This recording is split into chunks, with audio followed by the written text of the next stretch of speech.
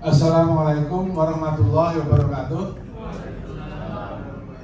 Bapak Ibu yang sangat saya banggakan, saya itu ini yang kedua ya Pak David ya. Ini kedua saya sowan di sini karena saya ingin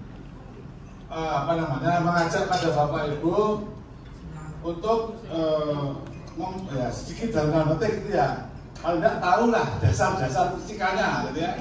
Jadi karena saya bidang saya dari fisika UNJ, jadi saya mengajar di jurusan fisika FIPA UNJ, dan karena Pak Dr. Setio, jadi Pak Dr. Setio dan Pak David ini pasangan yang hebat, gitu ya. Tetapi saya tambahin, saya melengkap saja gitu ya. Jadi saya melengkapi terkait dengan apa itu fisikanya gitu lah ya, sehingga kemudian nanti pemahaman kita terkait fisika itu didukung oleh riset dan pemahaman dari teknisnya Pak David dan kedokterannya Pak Setio gitu ya, sehingga saya mencoba untuk hadir bersama Bapak Ibu ya. Jadi untuk yang kedua ini saya coba untuk mengajak Bapak Ibu semua untuk berpikir mengenai Genio One Small Smart Device. Ini saya cerita sendiri ya. Hasil riset panjang ya. Hasil riset panjang para ahli tingkat dunia ya. Jadi saya pahami dari sisi saya seorang fisika, di mana fisika itu masih bicara pada tataran teori dan eksperimen di laboratorium ya. Tapi kemudian ketika diaplikasikan, maka dunia nyata ya, dunia nyata gitu ya.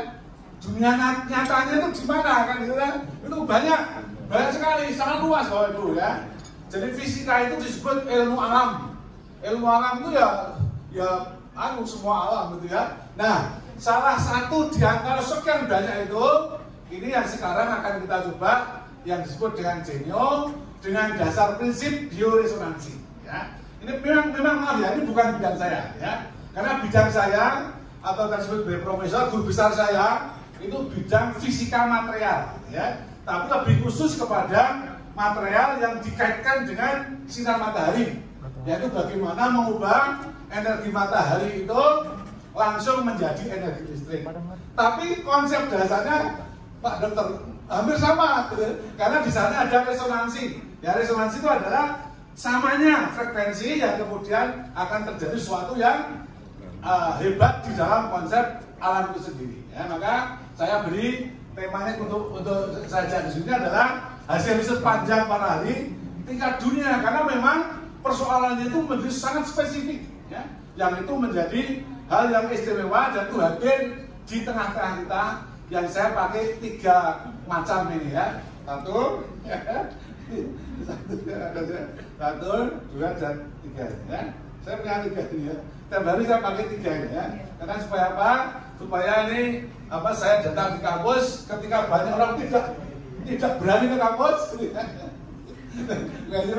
Tidak berani kampus, jadi dia akan work from home ya. Tapi saya setiap hari ke kampus ya. Karena apa? Saya tidak takut terhadap ancaman dari COVID-19 ini, karena salah satu genenya saya program untuk anti COVID ya. Itu saja ya. Next. Nah, saya ingin menyampaikan Bapak Ibu, orang-orang hebat masa lalu ya, para ahli fisika internasional yang itu mendasari terhadap fisikana Genio ya. Jadi ini konsep pikir yang dibangun oleh para ahli fisika yang itu mendasari bagaimana para penemu bioresonansi itu merancang alat kita ini. Yang pertama adalah De Broglie ya. De Broglie itu hidup antara 1892 sampai 1987.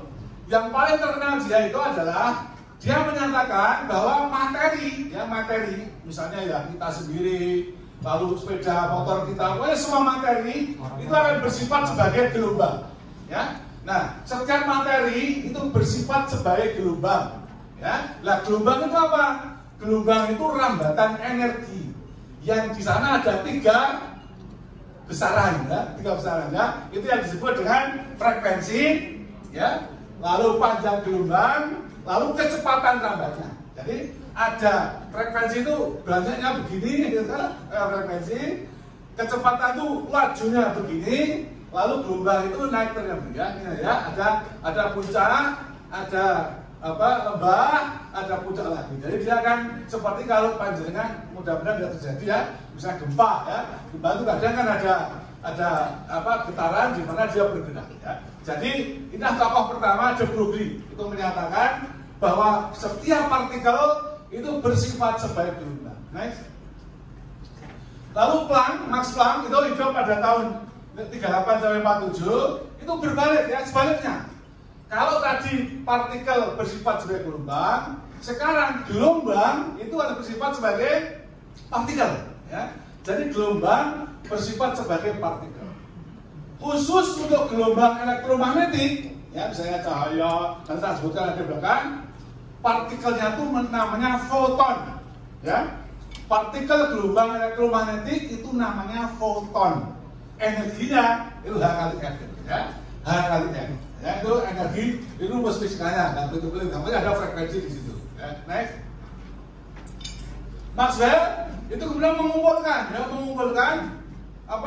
berbagai peristiwa fisika yang ada temuan-temuan tadi, maka dihasilkanlah apa yang kita sebut dengan persamaan Maxwell ya. Nanti kita coba petani satu persatu secara singkat. Next.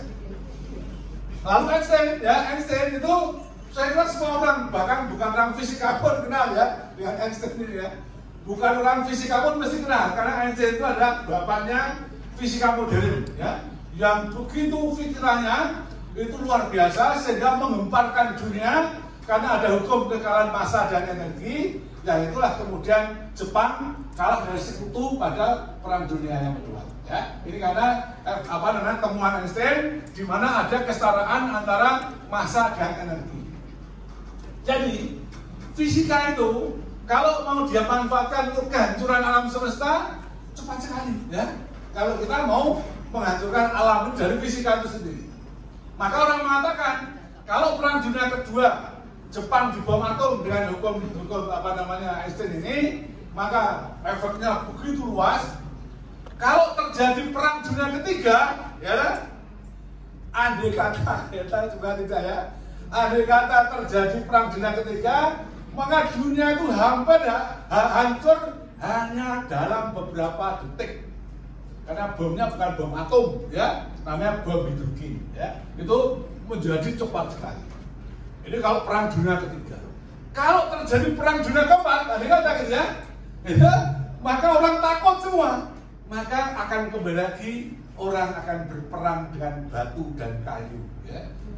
Karena saking takutnya pada Perang Dunia Ketiga. Nah, ini Einstein mengawali pada saat penemuan dari hukum kesetaraan massa dan energi. Schrödinger itu mencoba menerapkan penemuan Einstein, menerapkan temuan Maxwell tadi, lalu kemudian ini suatu persamaan. Ya, next. Ini ada Schrödinger, ini persamaannya, ya. Jadi Bapak Ibu, ini yang penting ya, tapi yang penting cukup tahu saja ya.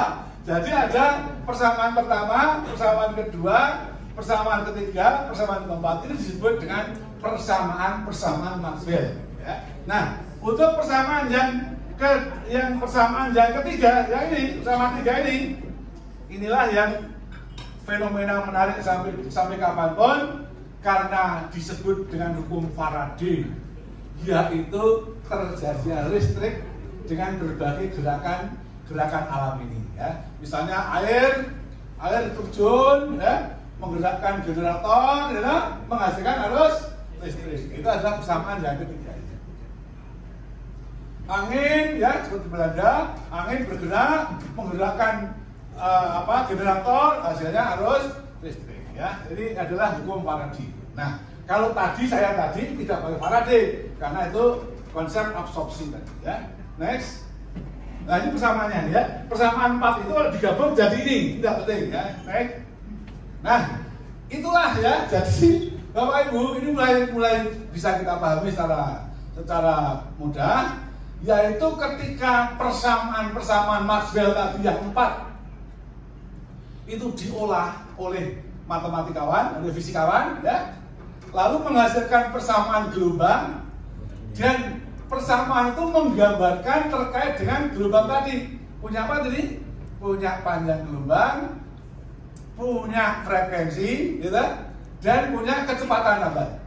Nah, ini bisa di sini tabelnya. Frekuensinya itu yang atas ini panjang gelombang, ya. Yang atas itu panjang gelombang, yang bawah itu frekuensinya. Ya. Jadi gelombang itu disebut gelombang elektromagnetik. Apa itu? Bapak Ibu saya kira semua sudah kenal. Ya. Yang pertama, untuk gelombang elektromagnetik yang energinya paling besar, nanti rumusnya kan energi itu kan H kali F, ya. H itu tetapan, besarnya tidak usah, tapi F-nya, F itu frekuensi. Jadi kalau frekuensinya makin besar, maka energinya juga makin besar. Ya. Nah, bisa dilihat, ya. Paling kanan frekuensinya paling besar. Itu disebut dengan sinar gamma, ya. Itu paling kanan itu. Untuk apa? Bapak Ibu sudah tahu, ya. Misalnya teman-teman kita para periset di Badan Tenaga Atom Nasional, gitu. Kalau dari ahli biologi untuk menghasilkan varietas unggul, maka dengan hukum Mendel namanya dikawinkan, gitu. Yang baik, gitu, dikawinkan dengan yang kurang baik, nanti anaknya jadi baik, kan, gitu. Ini begitu ya biologi, gitu. Tapi kan harus menunggu anaknya dulu, ya toh? Jadi harus menunggu lahirnya anak, ya. Nah kalau orang Batan nggak perlu, ya, yaitu dengan sinar gamma, disinari sesuatu tanaman atau makhluk hidup atau apapun, disinari dengan sinar gamma, maka dia bisa mutasi genetik. Ya. Maka teman-teman Batan sudah menghasilkan bagaimana rojo lele beras Jawa itu yang dulu masa panennya bisa 4 bulan, ya. Sekarang bisa jadi 3 bulan, ya, karena radiasi dari sinar gamma. Lalu yang kedua bisa juga kanker, ya, kanker yang begitu tidak bisa dibunuh sel-sel kankernya itu, maka dengan radiologi, ya, dia dibunuh dengan penyinaran kemo, itu disinari oleh sinar gamma itu sehingga kemudian sel-sel kankernya itu mati karena energinya besar sekali. Ya. Lalu yang berikutnya yang kedua itu namanya X-ray. X-ray itu orang menyebut sinar Ronsen, gitu. Ini energinya lebih kecil lagi, ya, lebih lagi. Itu sinar Ronsen. Untuk apa? Kalau misalnya ada orang patah, gitu, tangannya patah, itu kan nggak bisa disenterin, itu patah, gitu. Kan nggak bisa, itu. Lalu dipakai sinar Ronsen difoto sehingga kemudian kelihatan tulang mana yang mengalami patah itu. Itu sinar Ronsen, sinar X. Jadi dia termasuk gelombang elektromagnetik, tidak kelihatan tapi ada, kan gitu. Jadi yang tidak kelihatan ada itu belum tentu demit, gitu. Ada, matanya ada itu, ya. Jadi jangan sampai kemudian Jeno itu tidak kelihatan, ya, apanya itu demit termasuk dalam itu denda, bukan, ya. Ini ada sinar X. Berikutnya UV, ya, ultraviolet. Ultraviolet itu, Bapak Ibu, sebenarnya dari sinar matahari itu memancarkan salah satunya itu ultraviolet ini, ya. Tapi di atas sana itu ada lapisan ozon yang mengabsorb sehingga UV itu tidak sampai di bumi. Tapi ada sedikit, ya. Gitu. Saya pakai minggu kalau mau tidak jagung itu pakai UVA, ya, supaya wajahnya tidak terkena UV, ya, masih ada. Tapi intensnya sedikit. Nanti saya tunjukkan ada gambaran juga, ya. Lalu inframerah, ya, inframerah itu biasanya ya terkait dengan suhu, ya. Biasanya ada peralatan di industri terapi, ya, yang menggunakan prinsip inframerah. Jadi ini dipancarkan inframerah itu terus memanasi tubuh. Nah, kalau tubuhnya panas kan ototnya menjadi renggang sehingga kemudian peredaran darahnya menjadi normal. Tapi hanya satu macam frekuensi itu inframerah, ya. Misalnya apa, germanium, gitu, itu inframerah, itu termasuk kelompok inframerah. Kemudian microwave kita kenal, ya, untuk masak kita, ya. Gelombang itu juga menimbulkan panas, tapi panasnya sangat tinggi sehingga kita terapi tidak pakai gosong semua, gitu. Nah, kita jadi radio, ya.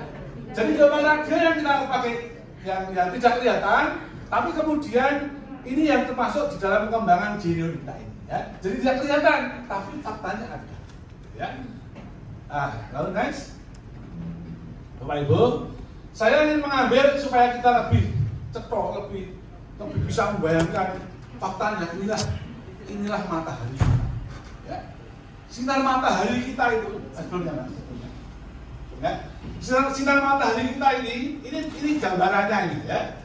Dari sini, ini panjang gelombangnya 250 nanometer. Itu kelompok UV. Ya, tadi ada UV-nya ada, tapi kecil, masih kecil, ya kecil, pendek sempit. Lalu kemudian ke atas ini dari sampai sini. Jadi UV itu batasnya sampai sini. Setelah itu lalu visible, itu sinar tampak. Ya, matahari kita memancarkan sinar tampak yang range-nya hanya antara 250-300 nano sampai kira-kira 750 atau 800 nano. Sempit sekali. Jadi antara 300 nano sampai 800 nano itu sinar tampak. Itulah yang kemudian kita bisa melihat. Itu bisa melihat. Jadi matahari memancarkan sinar tampak sehingga mata kita itu bisa melihat realita yang ada. Itulah kebahagiaan kita. Ya, maka jagalah sebaik-baiknya dengan mata kita itu, ya. Jadi ada matahari, kita punya mata, kita bisa melihat gantengnya Pak David, cantiknya Bapak semua gitu lah. Karena apa? Jasa cahaya ini yang panjang gelombang antara 300 sampai 800 nanometer. Di atas itu namanya inframerah, ya. Inframerah, maka teknologinya itu untuk tadi panas. Maka di Amerika sudah dikembangkan satu untuk yang tadi seperti saya, yaitu fotovoltaik, ya. Yang kedua dari teknologi inframerah, ya, menghasilkan sudah cadangannya itu ini, ya. Jadi mereka itu digambarkan sebagai sesuatu yang antara panjang gelombang 200 nano sampai 2500 nano. Itulah sinar matahari kita. Di sisi lain, gelombang elektromagnetik tadi itu dari sinar gamma sampai gelombang radio. Jadi sinar matahari itu hanya menjadi bagian dari gelombang elektromagnetik. Ya. Tapi itu cukup dari untuk kehidupan kita. Ya. Next, Bapak Ibu. Nah, hasil perhitungan fisika kuantum yang dilakukan oleh persamaan gelombang elektromagnetik dengan memasukkan Schrödinger tadi, ya, Schrödinger tadi. Maka energi pada atom, molekul, ya, atom gabung jadi molekul padat menjadi paduan padatan. Yang itu saya kerja, ya. Saya setiap hari bekerja dalam paduan padatan yang terkait dengan semikonduktor namanya, ya, itu padatan. Nah, itu memberikan material padatan adalah discrete yang memberikan frekuensi tertentu yang terkait dengan satu tingkatan energi, ya. Jadi Bapak Ibu, atom-atom yang terjadi di alam ini itu dicirikan oleh sesuatu tertentu, yaitu frekuensinya tertentu. Ya. Jadi tadi kan ada frekuensi, ada panjang gelombang, ada kecepatan. Nah, setiap atom itu memiliki tingkatan-tingkatan energi yang oleh Schrödinger melalui mekanika kuantum mau tidak mau terpaksa tidak harus discrete, harus terkuantisasi. Ya, tidak boleh sembarang, kayak gitu. Nah, itu namanya karakteristik. Maka setiap atom-atom, setiap molekul-molekul, setiap paduan-paduan padatan itu memiliki frekuensi karakteristik, gitu. Gitu. Contohnya saya, ya, saya ini seorang fisikal semikonduktor, khususnya silikon. Bapak Ibu, silikon itu energi yang tertentu tadi itu 1,02 elektron volt. Ya, dan energinya itu. Nah, sinar matahari ada energi itu. Tadi kita lihat, ya, itu mengenai silikon tadi, ya. Kalau pas, ya, ya, pas berapa? 1,02 absorb. Wah, itu serap, gitu, ya, diserap. Jadi energi yang memiliki frekuensi yang sama itu diserap, ya, untuk aktivitas daripada atom atau padatan tadi. Nah, khusus untuk bidang saya, setelah energi materinya diserap, lalu silikon itu menghasilkan elektron baru, gitu. Lalu itulah yang muncul energi listrik. Maka sel surya itu silikon tadi itu disebut sel surya langsung mengubah energi matahari menjadi energi listrik. Nah itu ceritanya begitu ya. Nah setiap atom, setiap molekul itu memiliki frekuensi karakteristik masing-masing. Ya. Kalau andai kata itu tidak ada, nah, saya nggak bisa dokter saya kata, nah, karena yang satu itu hanya itu saja ya. Andai kata tidak ada, semua saatnya sendiri-sendiri, nah, bahaya saya nggak bisa itu di fisika ya. Alam itu luar biasa kok ya. Ternyata alam itu ada aturan-aturan yang secara alamiah itu mengatur dalam keseimbangannya. Ya. Contoh Bapak Ibu ya, ini penting ya. Dulu tahun 2010, aslikan ya. Merapi ada khusus gede gitu. Saya pas nengok ke sana waktu itu melihat dengan dekat itu awan panas itu bulu-bulu begini gitu ya. Udah saya sampai itu juga lari saya waktu mobil itu lari ya. Kemudian apa yang terjadi dari Merapi puncak ke arah barat sampai Kaliurang yang semula hijau semua habis jadi coklat karena terbakar oleh awan panas kan, karena itu pemanasan ya.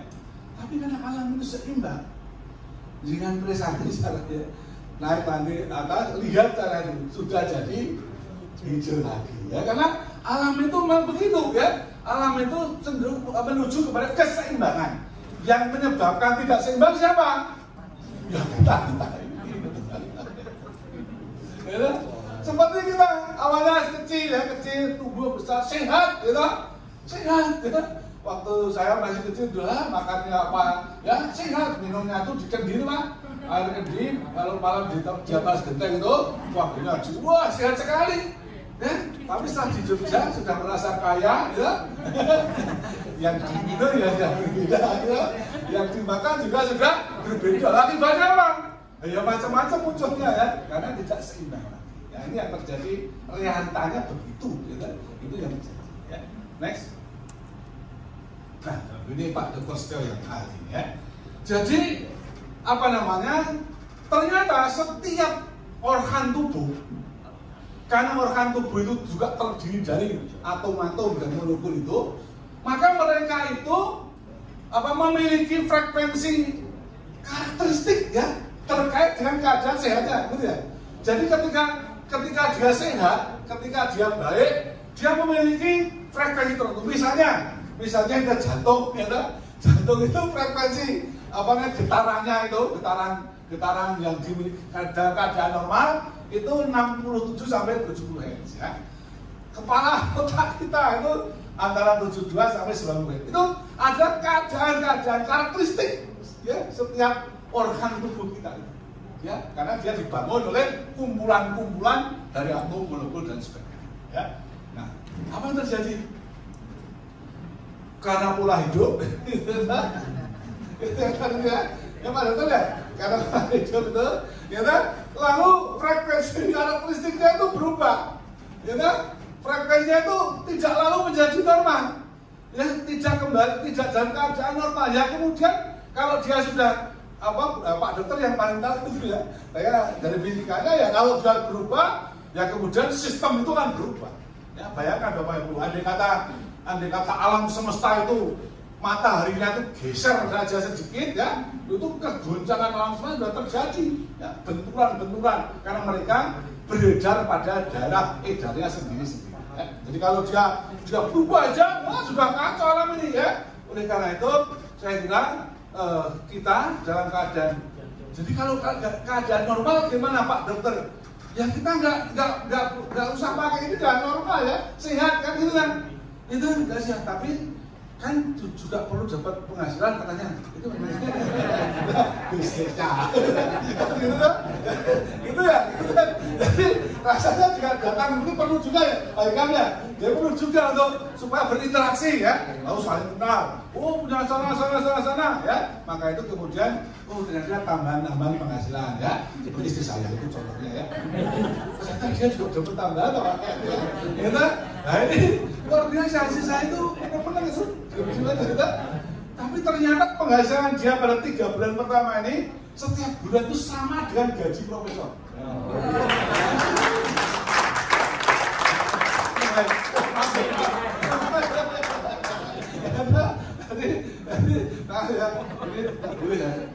bukan beli saya takut istri ya.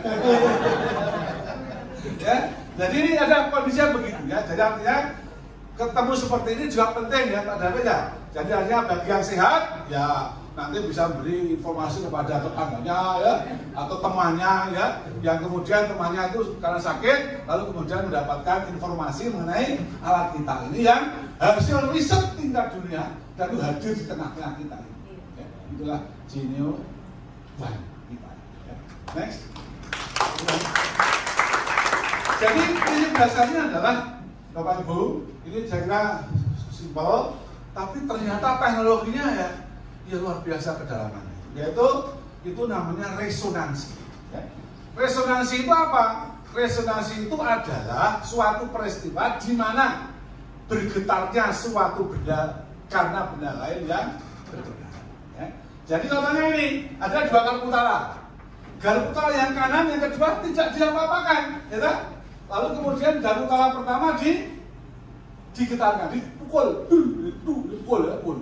Lalu frekuensinya muncul, getarannya muncul, merambat melalui udara sampai di garpu utara 2. Maka garpu utara 2 karena memiliki frekuensi yang sama, maka dia beresonansi. Maka dia ikut bergetar dengan frekuensi yang sama, ya, yang sama. Seperti yang tadi silikon, ketika frekuensinya sama dengan salah satu dari sinar matahari, maka sinar matahari yang sama itu diabsorb, ya, lalu menghasilkan sel surya yang sekarang mulai dikembangkan di Indonesia. Ya. Jadi sel surya itu adalah karena absorpsi frekuensi yang sama dari salah satu sinar matahari oleh zat padat yang namanya silikon.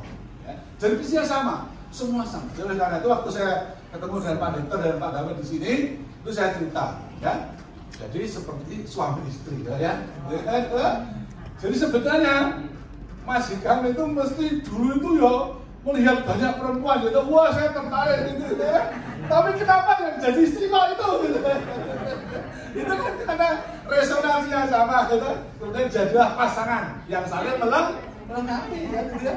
Kan begitu dah. Jadi saya kira simpel aja. Maka waktu Pak Dokter bilang, oh ini namanya Pak David ya, ini namanya jodoh ya. Jodoh itu resonansi gitu ya.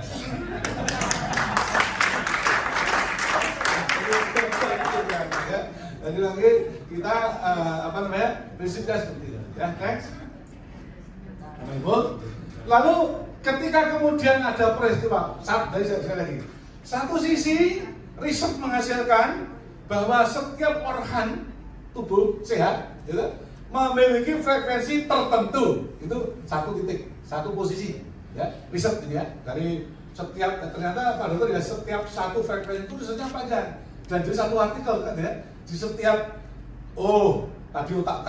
sekian itu riset dan itu satu jurnal ya. Jadi ada sekian ribu jurnal yang terkait dengan hasil-hasil terkait dengan risetnya mengenai organ-organ tertentu, dan itulah termasuk dalam biologi ya, ilmu biologi yang dikembangkan, kedokteran dan sebagainya ya. Nah, oleh karena itu ini satu sisi. Sisi lainnya, kalau saya sudah tahu bahwa jantung itu normalnya segitu, gitu. Di sisi ini kan mendapatkan sistem peralatan yang menghasilkan frekuensi sama dengan jantung dalam keadaan sehat, kan gitu. Sehingga kemudian urusannya kan yang sakit-sakit, gitu. Karena sehat juga dengan baik apa-apa ya.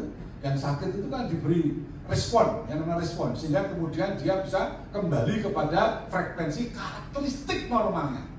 Itu sangat penting di situ. Ya. Oleh karena itu, riset untuk menghasilkan sistem device yang menghasilkan frekuensi yang sesuai dengan karakteristik organ tubuh, itu riset tersendiri. Di satu sisi risetnya mengenai organ tertentu, frekuensi tertentu. Di sisi sini alat yang bisa menghasilkan frekuensi itu apa? Ya. Lalu yang ketiga, melalui prinsip resonansi dikenal dengan bioresonansi. Ya. Jadi resonansi tadi tidak sembarang hanya garpu utara. Ya, tapi dengan dalam keadaan kehidupan nyata, yaitu dalam tubuh kita, seorang kita. Ya, next, Bapak Ibu, ini dua dari sisinya sudah, yang menemukan frekuensi organ sudah, yang menemukan sistem sudah. Sekarang sistem elektronikanya, ya. Bagaimana supaya ada piranti atau device yang bisa menghasilkan frekuensi tadi? yang bisa diatur, bukan hanya satu saja. Kalau infrared ini hanya satu, gitu. Katakanlah mungkin pada panjang gelombang, katakanlah mungkin 2000 nano, kan satu aja. Jadi Jerman itu, Bapak Ibu, itu diapa-apakan ya dia satu frekuensi, itu infrared. Nah, gitu ya. Nah ini itu adalah bisa, maka limited tadi mampu menghasilkan device yang bisa diatur frekuensi berapa yang dibutuhkan oleh kita sebagai orang yang ingin menggeluti tentang genom kita ini. Jadi ada tiga poin penting. Yang pertama, menemukan frekuensi karakteristik organ sehat.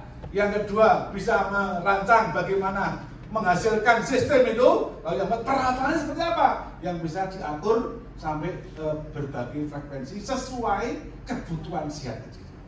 Karena organ tubuh kita kan tidak hanya satu, gitu kan? Banyak sekali, kan? Artinya kan mengandung beberapa sejumlah banyak sistem peralatan. Next. Nah ini kan sudah masuk sini ya. Jadi ini genom kita ini yang apa namanya? Ada 8.000 ya. Ya saya baca di artikelnya ya, Pak Dokter ya. Ada 8.000 ya apa namanya? Sistem yang bisa diatasi dengan mengatur apa namanya frekuensi sistem peralatan device yang kecil tadi ya. Maka itu saya tulis di sini, ini kan orang memanah gitu. Orang dalam lomba panah itu akan menang kalau apa? Punya menang ya kan ya? Maka seorang dokter yang hebat itu seorang dokter yang bisa membidik, wah datang, ada pasien datang ya, sakitnya begini, kasih resep ini tak sembuh. Hebat ya. Itu IP-nya hampir 4 gitu ya. Ya kan? Nah, sekarang itu kan normal ya. Satu kalau ke dokter itu, saya itu masih tanya-tanya dulu ya. Itu alumni mana ya? Ya kalau misalnya alumni perguruan tingginya akreditasinya tidak A, lalu IP-nya ya pas-pasan gitu. Jangan-jangan ketika resep tadi yang dituju itu titik itu kenanya malah melecehkan apa juga kan gitu ya. Nah ini jadi kalau Pak Dokter Setia itu terus belajar sampai sekarang. Dokter ya. Jadi saya kira Pak Dokter dan Pak David itu satu pasangan dan sudah serasi lah gitu ya. Saling mengisi ya. Saya hanya melengkapi aja. Nah, jadi ini tembakan itu cepat sekali ya. Maka oleh karena itu kalau Bapak Ibu nanti mau punya keluhan apa, ya konsultasinya itu yang dirasakan itu ya. Jadi harus betul-betul saya itu sakit apa ya. Sebab maaf ini pada pertemuan pertama saya disebutkan ada sahabat saya punya teman. Teman itu namanya Bu Sabto. Itu tinggalnya di perumahan ini bukan Paradis ya. Wes mundut nelpon isi saya. Lah kok orang efeknya? Sudah saya pakai sekarang kok nggak ada efeknya ini. Nah, saya tahu. Padahal saya yang datang sendiri ke sini. Gitu. Saya Bu, ayo ke rumah beliau. Okay. Saya ini mau tanya, setelah panjenengan pakai itu ada merasa ada efeknya enggak? Kan itu. Terus ada. Nah, foto waktu ya. Kan sudah ada. Dan tinggal manajemen keadaannya itu yang penting kan gitu. Lah yang merasa ada, tapi tidak dimanage dengan baik gitu. Jinnya baik gitu. Atau kadang lupa tidak memakai, nah makanya ditulis kepada dokter. Risetnya mungkin begini. Kalau saya sudah pakai alat kita itu, pada berapa lama ya range waktu itu sehingga kemudian organ kita itu normal. Nah, itu ya. Tapi saya menurut prediksi saya, secara teori mungkin agak lama. Karena alat kita kan bukan obat. Alat kita itu merangsang sehingga kemudian sistem itu kembali keadaan normal. Mungkin harus, tidak tahu saya mungkin riset baru ya, berapa lamanya itu. Nah, maka yang penting bidikannya itu harus tepat. Ya. Sehingga jangan sampai sakitnya A, programnya sama Pak David jadi. Karena salah informasi gitu ya, dijadikan ya kan, tidak kena, ada apa-apanya, lalu protes, tidak ada apa-apanya, padahal karena tidak tepat bidikannya. Oleh karena itu ini penting sekali, saya kira bagaimana agar tepat itu, sebab kalau tepat itu, maka insya Allah, ya, karena Einstein tadi mengatakan bahwa obat ke depan adalah frekuensi kita ini, ya, maka dari frekuensi insya Allah apa istilahnya itu, tidak ada penyakit yang tidak ada obatnya. Jadi setiap punya ada frekuensi tertentu alamiahnya, maka ketika dibidik tepat, maka semua persoalan-persoalan penyakit kita, karena organ-organ kita digetarkan, diresonansikan keadaan organ normal, maka dia akan kembali ke normal. Lalu Pak Ali ditanya pada saya, Pak Ustaz, kalau ini tidak saya pakai sehari boleh nggak? Nah, saya belum gitu ya Pak, tapi menurut teori umum fisika itu ada namanya peluruhan, ya. Jadi sesuatu itu nek hilang itu kalau orang ujuk-ujuk hilang gitu ya. Jadi dia masih ada landainya gitu ya. Gitu, ada eksponensialnya gitu loh. Jadi dia akan turun lagi akan kembali ke tidak ada. Nah, saya tidak tahu, tentu butuh riset berapa konstanta itu atau berapa lama sedemikian dia kemudian keadaan organ itu naik normal, lalu akhirnya stabil normal seterusnya, gitu. Maka itu jadinya sehat untuk seterusnya, kan itu ya. Nah itu yang kita cari, ya. Itu mungkin ya itu nanti butuh informasi Pak Darul atau Pak Dokter, tapi yang kita ini penting itu nanti kita terus kembangkan. Ya barangkali bisa instruksi untuk usia kemana untuk mungkin teorinya seperti apa, ya. Tapi yang jelas setiap peristiwa fisika itu selalu kalau mau hilang itu bukan ujuk-ujuk hilang, tapi masih ada landai eksponensial turun. Nanti kalau tidak diurus lama-lama kan kembali ke ada semula, ya. Maka itu harus tepat sekali. Kalau itu yang kita lakukan, maka saya bayangkan mengarah Eiffel menunggu kita sehat. Jadi karena kesehatan kita bisa berbahagia, kita bisa senang, ya. Senang itu katanya sudah nilai positif untuk kesehatan kita, dan mungkin juga dengan bisnisnya mungkin tambah penghasilan, gitu. Sehingga suatu ketika mungkin dikomandani Pak Dokter, gitu, kita bersama-sama menuju menara Eiffel, ya. Next, kesimpulannya bahwa Genuine hadir melalui riset. Jadi kalau Bapak Ibu mungkin macam walah menemukan sampel head saja mendadak pakai istimewa. Bapak Ibu untuk menemukan yang pertama itu, ya, bagaimana orang bisa menemukan bahwa frekuensi organ normal segitu, itu kan tidak ujuk-ujuk pakai apa?